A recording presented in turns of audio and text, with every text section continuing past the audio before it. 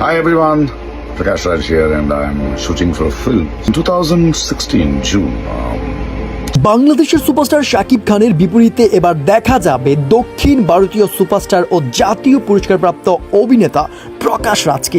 ইতিহাসে প্রথমবারের মতো বাংলা সিনেমায় একসঙ্গে পর্দা ভাগ করতে যাচ্ছেন এই দুই মহাতারকা। শাকিব খানের কালা জাহাঙ্গীর সিনেমায় প্রকাশ রাজ কিভাবে অভিনয় করতে যাচ্ছে সেই ঘটনাটা বেশ ইন্টারেস্টিং।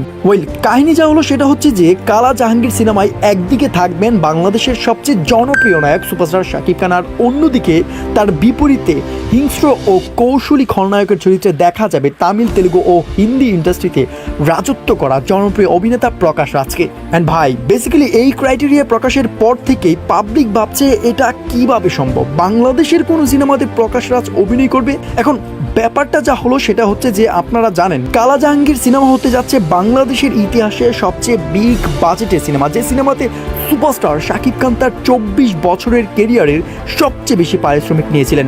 তাই এই সিনেমায় পরিচালক চেয়েছেন এমন একটি খলনায়ক যার উপস্থিতি পর্দায় সিনেমার হাইপ কয়েক গুণ বাড়িয়ে দিবে, আর সেই জায়গা থেকে প্রকাশ রাজ থেকে বেটার অপশন আমার মনে হয় না অন্য কিছু থাকতে পারে।